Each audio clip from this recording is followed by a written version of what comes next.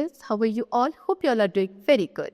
So today students, we are going to start our second chapter of class 7th, which is about nutrition in animals. So आज हम animals के अंदर कैसे nutrition process चलता है उसके बारे में discuss करेंगे, ठीक है? चलो, so let's start the chapter.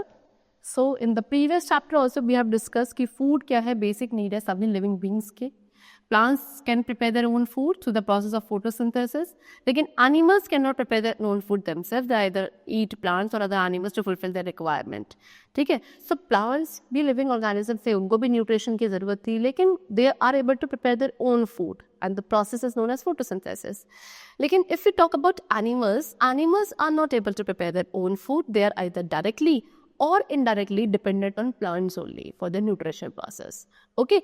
चलो, so nutrition in animals. So green plants अपना फूड खुद प्रिपेयर कर सकते हैं फोटोसिंथेसिस के through, and this is the reason why they were called autotrophs and producer. And उनके मोड ऑफ न्यूट्रिशन को autotrophic nutrition कहा जाता था. लेकिन एनिमल्स क्या है, आपके प्लांट्स के ऊपर डिपेंडेंट होता है डायरेक्टली और इनडायरेक्टली. वो क्या, रेडीमेड फूड जो प्लांट्स फूड प्रिपेयर करते हैं, यानी कि वो एनिमल्स के लिए रेडीमेड फूड हो गया. उस रेडीमेड फूड का यूज़ करते हैं in the form of complex food material like protein, carbohydrate and fats. And इस न्यूट्रिशन प्रोसेस को हेटेरोट्रॉफिक न्यूट्रिशन कहा जाता है, जो कि सभी एनिमल्स में चलता है. Okay, so this type of heterotrophic nutrition in animals is holozoic. And ये जो हेटेरोट्रॉफिक मोड ऑफ न्यूट्रिशन है ये होलोजोइक टाइप का है, यानी कि यहाँ पे फूड को सॉलिड फॉर्म में इनटेक किया जाता है. अब हर एक एनिमल के कुछ स्पेशल स्ट्रक्चर्स होते हैं उसकी बॉडी के अंदर उस फूड को प्रोक्योर करने के लिए. जैसे कि ह्यूमन बींग्स हैं, ह्यूमन बींग्स क्या करते हैं, अपने हैंड्स का यूज़ करते हैं to put the food into their mouth. Okay, फिर एनिमल्स हैं लाइक काउ, हॉर्सेस, ये डायरेक्टली अपने माउथ के थ्रू फूड को क्या करते हैं, पिक करते हैं. ठीक है, फ्रॉग अपनी टंग का यूज़ करता है अपने प्रे को कैच करने के लिए. बटरफ्लाई अपनी फीडिंग ट्यूब का यूज़ करती हैं नेक्टर कलेक्ट करने के लिए.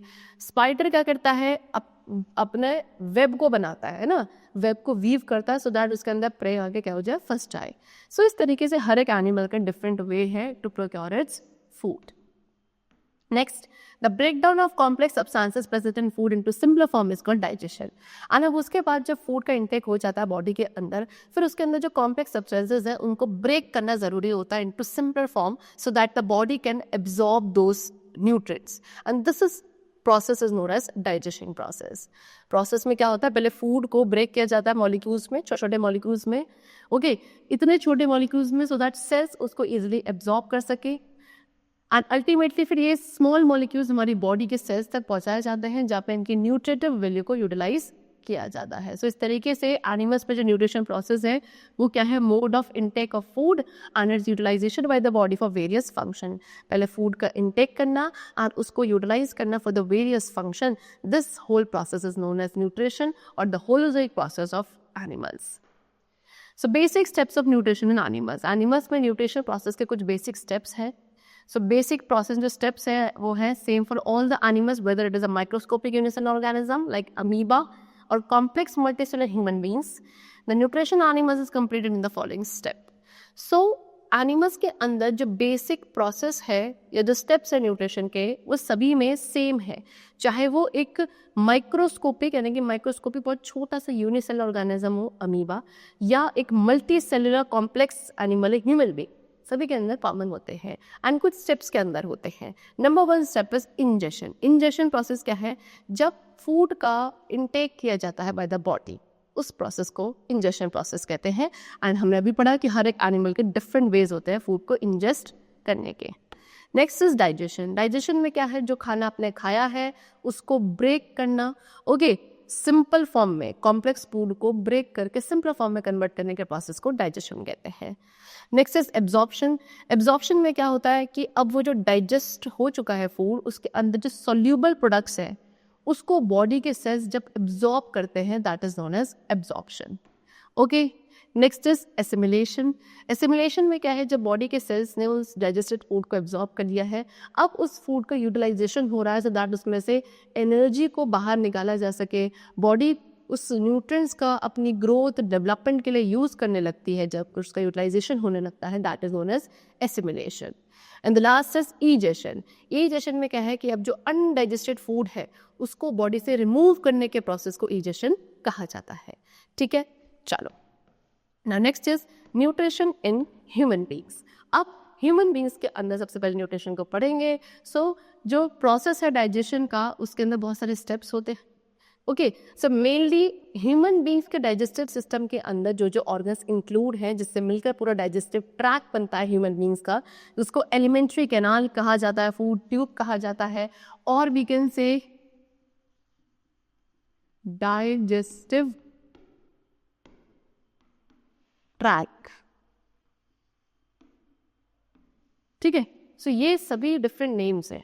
सो कौन से ऑर्गन्स इंक्लूडेड है इसके अंदर? That is buccal cavity, food pipe which is also known as oesophagus, stomach, small intestine, large intestine, rectum, anus. ठीक है, सो ये सभी पार्ट इंक्लूडेड होते हैं। सो एंड कुछ डाइजेस्टिव ग्लैंड्स में इंक्लूडेड है, such as salivary glands, liver, pancreas and gall bladder. Okay, so the digestive system forms oesophagus to the anus is called alimentary canal. अब ये digestive system हमारे mouth या buccal cavity से start होकर NS तक होता है पूरा, इसको एलिमेंट्री कैनाल कहा जाता है। ह्यूमन बींग्स के अंदर कितनी 9 मीटर लॉन्ग का पूरा एलिमेंट्री कैनाल है, डाइजेस्टिव ट्रैक होता है। ओके, चलो, so one by one we are going to start them. So first of all is teeth. So सबसे पहले ह्यूमन बींग्स के बारे में, उसके डाइजेस्टिव प्रोसेस को समझने के बारे में सबसे पहले आप टीथ और उनकी केयर के बारे में पढ़ोगे। सबसे पहले होता है मिल्क टीथ। तो ह्यूमन बींग्स के अंदर हमें पता है जो टीथ की ग्रोथ होती है लाइफ टाइम में 2 बार होती है। फर्स्ट सेट जो आता है 20 टीथ का, वो 2 ईयर्स की एज तक आता है, इनको मिल्क टीथ कहा जाता है। फिर नेक्स्ट जो आता है वो आपका जब मिल्क टीथ फॉल होने लगते हैं 1 बाय 1, फिर एक न्यू सेट आता है 32 परमानेंट टीथ का, okay, by the age of 12। See These 32 teeth are called permanent teeth. ये जो 32 teeth आते हैं सेकेंड टाइम में परमानेंट टीथ है, बिकॉज ये वो टीथ है जो आपकी लाइफ टाइम तक रहेंगे। अगर ये 32 टीथ चले जाते हैं तो उसके बाद आपके कोई न्यू सेट ऑफ टीथ नहीं आता है, और ये एडल्ट के अंदर होता है। एंड इन्हीं 32 टीथ के सेट को फिर हम 4 बेसिक क्लासिफिकेशन में डिवाइड करता है, that is incisors, canine, premolars and molars. Okay, so basically there are 4 types of teeth. Number 1 incisor. Incisors के टोटल कितने 8 होते हैं नंबर में, 4 अपर जॉ में एंड 4 लोअर जॉ में। फ्लैट चिजल शेप्ड होते हैं जो सॉलिड फूड को कट एंड बाइट करने में हेल्प करते हैं। नेक्स्ट इज कैनाइन्स, ये भी आपके 4 होते हैं नंबर में।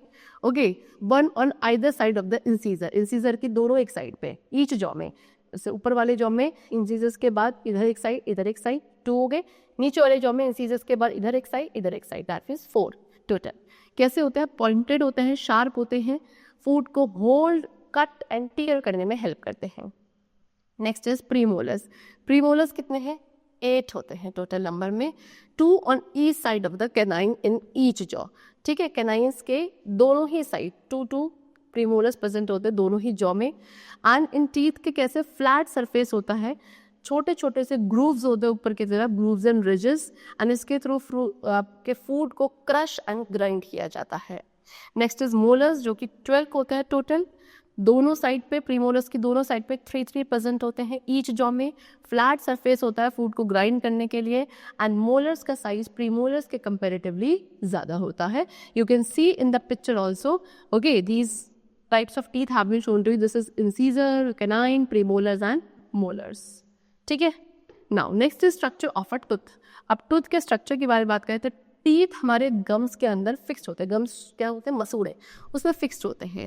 एंड हर एक टूथ के कुछ पार्ट्स होते हैं। Number 1 is root. ओके, अब वो वाला पार्ट जो जॉ के अंदर फिक्स्ड होता है, बाहर से नहीं दिखता हमको, टूथ का वो पार्ट जो जॉ के अंदर फिक्स है टाइटली सीमेंट के थ्रू एक, उसको आप रूट कहोगे। Next is crumb. टूथ का जो अपर वाला, टॉप वाला पार्ट है जो आपको विजिबल है गम से ऊपर, that is known as crown. Next is neck. अब रूट एंड क्राउन के बीच वाले पार्ट को नेक कहा जाता है। You can see this is your crown part, this is your root part, and the middle portion is known as neck. Okay, now we come to internal structure.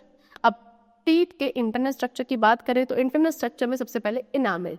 Enamel क्या है? White part, tooth का white part होता है, और हमारे body में सबसे hardest part है जो प्रेजेंट है।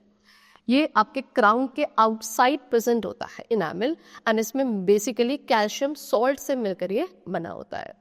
Next is dentine. डेंटाइन क्या है? एक बोन स्ट्रक्चर की तरह होता है, काफ़ी हार्ड होता है। Next is cementum.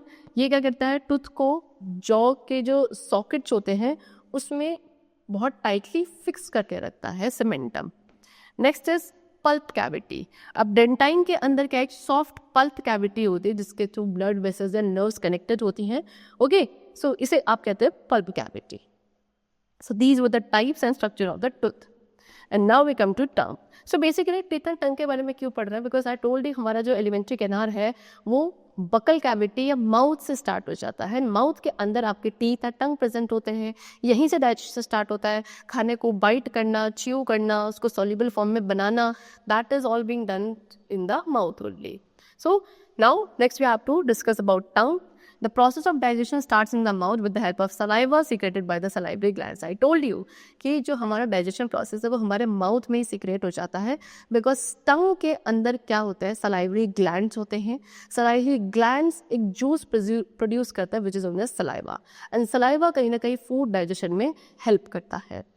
Okay, so tongue क्या है, एक fleshy muscular organ जो हमारे buccal cavity के back floor से connected होता है। टंग के कुछ मेन फंक्शन है। सबसे पहले ये फूड को सलाइवा के साथ मिक्स करता है, फूड को इजीली अंदर swallow करने में हेल्प करता है, फूड के टेस्ट को बताता है टंग। ओके, क्योंकि वी ऑल नो आपके टंग में कुछ टेस्ट बर्ड्स प्रेजेंट होते हैं जिसके थ्रू हम किसी भी फूड के टेस्ट को डिटेक्ट कर पाते हैं।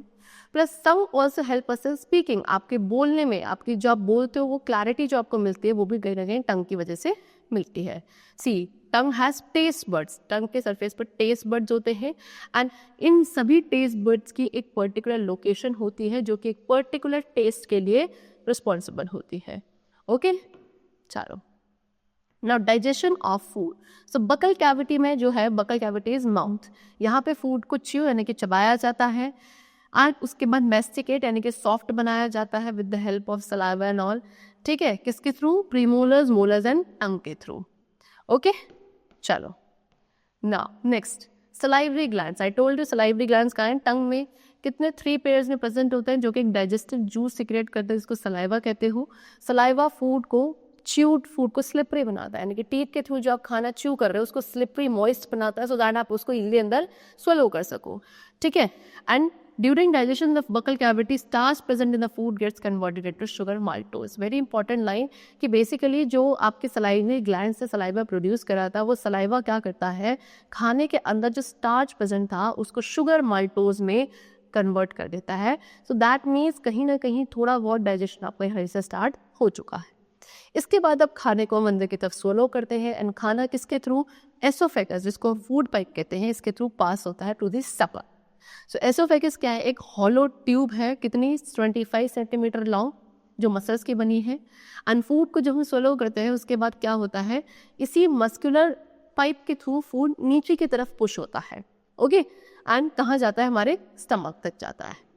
चलो इसके बाद इन द स्टमक। अब स्टमक हमारा जे शेप्ड बैग है, जे शेप का बैग होता है, किसका, मसल्स का बना होता है। स्टमक हमारे एलिमेंट्री कैनाल का सबसे वाइडेस्ट पार्ट होता है। अब स्टमक की जो गैस्ट्रिक लाइनिंग होती है अंदर, उसकी वॉल के अंदर, वो कुछ डाइजेस्टिव जूसेस को सीक्रेट करती है जिसके अंदर हाइड्रोक्लोरिक एसिड एंड कुछ डाइजेस्टिव एंजाइम्स होते हैं। उसके बाद एक म्यूकस भी होता है जो स्टमक की इनर वॉल की लाइनिंग्स को एंजाइम एंड एसिड के एक्शन से प्रोटेक्ट करता है। हाइड्रोक्लोरिक एसिड क्या करता है, खाने के अंदर अगर कोई बैक्टीरिया आ गए हैं उनको किल करेगा, एंड एक एसिडिक मीडियम बनाता है सो दैट जो एंजाइम से अंदर को एक्टिवेट हो सके और खाने को डाइजेस्ट करने में हेल्प करे। स्टमक की मसल है वो फूड को प्रॉपरली चर्न करती है गैस्ट्रिक जूसेस के थ्रू, ओके, जो कि स्टमक वॉल के ग्लैंड्स प्रोड्यूस करते हैं। फिर यहाँ पे फूड अराउंड 2 to 4 आवर्स तक स्टे करता है। मोस्ट ऑफ द फूड आपका कहाँ, आप स्टमक के अंदर डाइजेस्ट हो जाता है। 2 to 4 आवर्स के अराउंड वेट करने के बाद अब खाना आपका कहाँ जाता है, स्मॉल इंटेस्टाइन में। स्मॉल इंटेस्टाइन क्या है, एक लॉन्ग कॉइल्ड नैरो ट्यूब है अराउंड 7.5 मीटर लॉन्ग लेंथ में। ठीक है, स्टमक के बिल्कुल नीचे होती है। जितना भी पार्शियली डाइजेस्टेड फूड है ऊपर से, जो स्टमक से खाना आया है वो कंप्लीटली डाइजेस्ट नहीं होता है, पार्शियली डाइजेस्ट होता है, एंड फिर वो कहाँ जाता है, आपके स्मॉल इंटेस्टाइन में जाता है। वहाँ वो पेनक्रियाटिक जूस के साथ मिक्स होता है जो कि आपके पेनक्रियास के थ्रू मिलता है, फिर बाई जूस जो कि लिवर के थ्रू मिलता है, एंड बहुत सारे ऐसे खुद के भी जूसेस होते हैं, डाइजेस्टिव जूसेस, जो स्मॉल इंटेस्टाइन खुद से सीक्रेट करता है। इन सभी जूसेस के साथ क्या होगा, आपका फूड मिक्स होता है एंड डाइजेस्ट होता है। एंड बेसिकली फूड के अंदर जितने भी कंपोनेंट्स हैं उनका कंप्लीट डाइजेशन कहाँ होता है, स्मॉल इंटेस्टाइन के अंदर होता है। एंड जितने भी एंड प्रोडक्ट्स मिलते हैं डाइजेशन के बाद वो सभी एब्जॉर्ब भी कहाँ किए जाते हैं, स्मॉल इंटेस्टाइन में ही किए जाते हैं। ठीक है, सी this is your small intestine, you can see this is J shape, ये आपका स्टमक हो गया एंड ये आपका स्मॉल इंटेस्टाइन है। फिर ये जो ऐसे है ये आपका लार्ज इंटेस्टाइन है and this is anus and rectum. Now absorption of food, digested food in the small intestine. Digestion के बाद फूड का जो स्मॉल इंटेस्टाइन के अंदर एब्जॉर्प्शन होता है वो कैसे होता है? सो इंटेस्टाइन में क्या है, जो फूड के अंदर जितने भी न्यूट्रिएंट्स हैं वो जो स्मॉल इंटेस्टाइन की इनर वॉल होती है उसमें कुछ फिंगर लाइक प्रोजेक्शंस होते हैं। ओके, इनको विलाय कहा जाता है। विलाय का काम क्या है? विलाय फूड के एब्जॉर्प्शन के लिए सरफेस एरिया को इंक्रीज कर देता है so that more and more food get easily absorb by the small intestine. Okay, and villi के अंदर क्या होती है? ब्लड वेसल्स होती हैं। जितना भी फूड विलाय डाइजेस्टेड फूड को एब्जॉर्ब करता है उसको क्या इन्हीं ब्लड वेसल्स के थ्रू एंटर करने के बाद ब्लड स्ट्रीम में क्या किया जाता है? फ्लो करवाया जाता है एंड सभी एब्जॉर्ब न्यूट्रिएंट्स को फिर बॉडी के हर एक सेल तक ले जाया जाता है बाय द ब्लड। फिर इस फूड के अंदर से जो एनर्जी है वो प्रोड्यूस होती है सेल के अंदर। The excess of nutrients are stored in the body until they are needed. फिर उसके बाद जो एक्सेस न्यूट्रिएंट्स हैं वो बॉडी के अंदर स्टोर्ड रहते हैं जब तक उनकी रिक्वायरमेंट नहीं होती है। And the incorporation of the absorb nutrients into the cell component is called assimilation. And अब यही जहाँ पे क्या हुआ है, जितने भी फूड के आपके न्यूट्रिएंट्स से उनको एब्जॉर्ब करके हर एक सेल तक पहुँचाया जा रहा है, उनका जो वहाँ यूटिलाइजेशन हो रहा है, this is what is known as assimilation. ठीक है, now absorption in large intestine and egestion. अब लार्ज इंटेस्टाइन में क्या एब्जॉर्प्शन होता है एंड फिर ईजेशन प्रोसेस के बारे में डिस्कस करेंगे। लार्ज इंटेस्टाइन 1.5 मीटर लॉन्ग होता है लेंथ में। जितना भी अनडाइजेस्टेड फूड है जिसको आप वेस्ट कहोगे वो स्मॉल इंटेस्टाइन से लार्ज इंटेस्टाइन में आता है। लार्ज इंटेस्टाइन उसमें से जितना भी वाटर कंटेंट है या कुछ सॉल्ट है उसको रिमूव कर देते हैं बाय एब्जॉर्प्शन एंड फिर ऑलमोस्ट जितना भी वेट सॉलिड वेस्ट है उसको रेक्टम में भेजा जाता है। इस वेट सॉलिड वेस्ट को फीसिस कहते हैं जो कि बॉडी से बाहर निकलता है through a organ which is known as anus. Anus के थ्रू ये सारा सॉलिड बॉडी वेस्ट जिसको फीसिस कहते हैं रिमूव कर दिया जाता है। एंड ये जो प्रोसेस है जहाँ पे हम सॉलिड वेस्ट को रिमूव करते हैं from the body, this is known as egestion process. And this is how the whole nutrition or the digestion process takes place in the human beings. Now common disorders of the digestive system. अब digestive system के कुछ common disorders हैं जैसे कि diarrhoea, constipation, vomiting. सो vomiting कब होती है? जब कुछ हार्मफुल सब्सटेंसेस हमारे डाइजेस्टिव सिस्टम में एंटर कर जाते हैं। Okay, so it is an act of emptying the stomach through the mouth. ये वॉमिटिंग का एक ऐसा एक्ट है जहाँ पे माउथ के थ्रू हमारे स्टमक को बिल्कुल खाली कर दिया जाता है। वॉमिटिंग के थ्रू जितना भी टॉक्सिक सब्सटेंसेस थे बॉडी के अंदर वो सारे बाहर आ जाते हैं एंड आपका स्टमक एम्प्टी हो जाता है। Next is diarrhoea. डायरिया में पेशेंट्स को क्या होता है? वाटरी स्टूल्स आने लगते हैं, है ना, एंड बहुत फ्रीक्वेंटली आते हैं as compare to normal condition. So generally तब होता है जब हम इम्प्योर वाटर ड्रिंक कर लेते हैं या फूड पॉइजनिंग हो जाती है तब डायरिया प्रॉब्लम हो सकती है। पेशेंट को डॉक्टर के पास इमीडिएटली ले जाना चाहिए सो दैट बॉडी में डिहाइड्रेशन ना हो। घर पे पेशेंट को बॉइल वाटर देना है, इसमें थोड़ा सॉल्ट या शुगर मिक्स करना है। इसको आप ओरल रिहाइड्रेशन सोल्यूशन यानी कि ORS कहते हो। डायरिया को प्रिवेंट करने के लिए हमें क्या? प्योरीफाइड एंड क्लीन वाटर ही हमेशा पीना चाहिए, otherwise the situation can be very critical. Okay, next we come to constipation. Constipation में क्या है? अब feces जो आ रहा है that is solid waste वो आपके dry, small, hard और difficult हो जाता है to pass on. So one should include enough roughage for the proper functioning of the digestive system. So क्या हमें ज़्यादा से ज़्यादा roughage item खाने चाहिए so that हमारा digestive system properly function करे। अब रफेज क्या करता है? बॉडी के अंदर जो वाटर को रिटेन करने की कैपेसिटी है उसको इंक्लूड कर देता है सो दैट फीसेस कैसे रहें आपके हार्ड ना हो एंड ईजिली पास ऑन हो सकें। Frequent constipation can create many problems later. और अगर बहुत ज़्यादा कॉन्स्टिपेशन की प्रॉब्लम रहती है सो उससे आगे चल के बहुत ज़्यादा प्रॉब्लम्स फेस करनी पड़ सकती हैं। ओके, चलो next is nutrition in ruminants. अब रूमिनेंट्स में क्या क्या न्यूट्रिशन प्रोसेस है and who are ruminants? Ruminants होते हैं ग्रास ईटिंग एनिमल्स। ओके, आप इन्हें हर्बीवोर्स भी कह सकते हो। एग्जाम्पल काओ, बफलो, गोट, शीप, कैमल, एंटीलोप्स, ज़ेब्रा। इनकी जो माउथ ओपनिंग होती है काफ़ी वाइड होती है एंड काफ़ी ब्रॉड टीथ होते हैं। So you might have observed that grass-eating animals keep chewing continuously even when they're not eating. They have a special stomach with 4 chambers. So ये आपने यूजुअली क्या ऑब्जर्व किया होगा कि जो ग्रास ईटिंग एनिमल्स हैं, ये जब आपके कुछ खा भी नहीं रहे तब भी कॉन्टिन्यूसली कुछ ना कुछ च्यू करते रहते हैं, चबाते रहते हैं. So basically what happen is कि इनका जो स्टमक होता है वो काफ़ी स्पेशल स्टमक है. इसके अंदर 4 चैम्बर्स होते हैं. Okay, name as rumen, reticulum, omasum and abomasum. 4 chambers होते हैं रूमिनेंट्स के स्टमक में. रूमिनेंट्स क्या करते हैं जब वो खाना खाते हैं, यानी कि जब ग्रास को ग्रेस करते हैं, सो उस टाइम पे वो सिर्फ सिंपली क्या करते हैं, सारी ग्रास को सोलो कर लेते हैं एंड उसको फिर अपने कहाँ फर्स्ट चैम्बर जो है स्टमक का वहाँ स्टोर करते हैं, जिसको आप र्यूमेन कहते हो. र्यूमेन में फूड आपका पार्शली डाइजेस्ट होता है. उसके बाद नेक्स्ट चैम्बर में जाता है जिसको रेटिकुलम कहा जाता है. यहाँ जाके फूड आपका कड में चेंज हो जाता है. फिर यही कड को दोबारा से आपके जो रूमिनेंट्स है वो वापस माउथ में लेकर आते हैं एंड फिर एनिमल्स को दोबारा से च्यू करते हैं. इस प्रोसेस को रूमिनेशन कहा जाता है एंड जिन एनिमल्स के अंदर रूमिनेशन प्रोसेस अकर करेगा उनको रूमिनेंट्स बोलते हैं.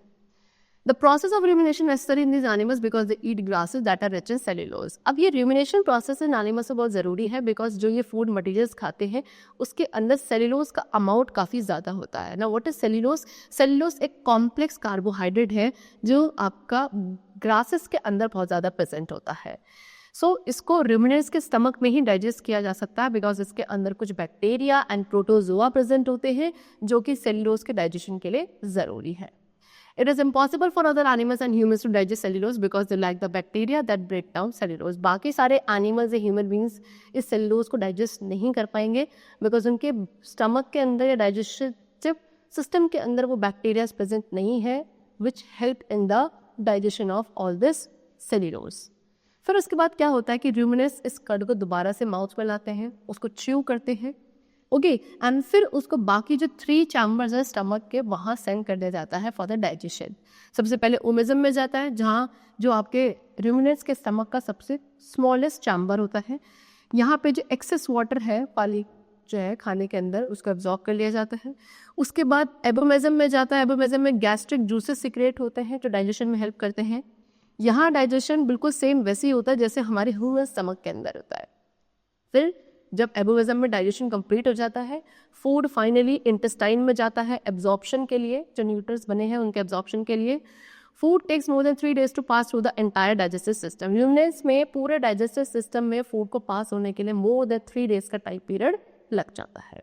ओके चलो next is nutrition in amoeba. Amoeba में अब कैसा न्यूट्रिशन प्रोसेस चलता है. सो आई टोल्ड यू अमीबा क्या है, एक यूनिसेल्युलर माइक्रोस्कोपिक ऑर्गेनिज्म है जो कि मोस्टली आपको पॉन्ड एंड डिचेस में मिलेगा. इसमें एक सेल मेम्ब्रेन होती है, एक राउंड न्यूक्लियस होता है, छोटे छोटे वैक्यूल्स प्रेजेंट होता है साइटोप्लाज्म में. ये कॉन्स्टेंटली अपनी बॉडी शेप चेंज करता है due to the presence of pseudopodia. Pseudopodia क्या है, सीडोपोडिया फिंगर लाइक प्रोजेक्शन, छोटे छोटे फिंगर लाइक प्रोजेक्शन है जिसका अमीबा यूज करता है मूवमेंट के लिए, फूड को कैप्चर करने के लिए. एंड क्योंकि इसके पास सीडोपोडिया प्रेजेंट होता है इसीलिए इसकी कोई एक फिक्स शेप नहीं होती है, कोई डेफिनेट शेप नहीं होती है. ठीक है चलो अब अमीबा में भी जो न्यूट्रिशन प्रोसेस है वो होलोजोइक है. Holozoic means what, human beings से भी होलोजोइक ही था. सो होलोजोइक में जो न्यूट्रिशन प्रोसेस होता है यहाँ पे फूड को, सॉलिड फूड पार्टिकल को पहले इंजेस्ट किया जाता है, फिर उसके ऊपर कुछ एंजाइम्स क्या करते हैं, वर्क करते हैं, उसको डाइजेस्ट करते हैं. अमीबा एक ओमनिवोर है. ओमनिवोर मीन्स व्हाट कि ये प्लांट्स एंड एनिमल दोनों पे फीड कर सकता है. इसकी डाइट के अंदर bacteria, microscopic plant like diatoms, minute algae, microscopic animals like other protozoa, nematodes, even dead organic matter सब कुछ इंक्लूडेड है. एंड क्योंकि एक ही यूनिसेलुलर ऑर्गेनिज्म है अमीबा के पास कोई स्पेशलाइज्ड स्ट्रक्चर या ऑर्गन नहीं होता है न्यूट्रिशन प्रोसेस के लिए. इसका जो जनरल बॉडी सरफेस है उसी के थ्रू इसका डाइजेशन प्रोसेस चलता है with the help of pseudopodia. Okay चलो सो होलोजोइक क्या है, एक प्रोसेस है न्यूट्रिशन ऑब्टेन करने का जहाँ पे सॉलिड फूड मटेरियल का इंटेक किया जाता है. सीडोपोडिया क्या है, फॉल्स फीट अमीबा के अंदर जो कि यूजुअली अमीबा फूड कैप्चर करने के लिए या मूवमेंट के लिए यूज करता है.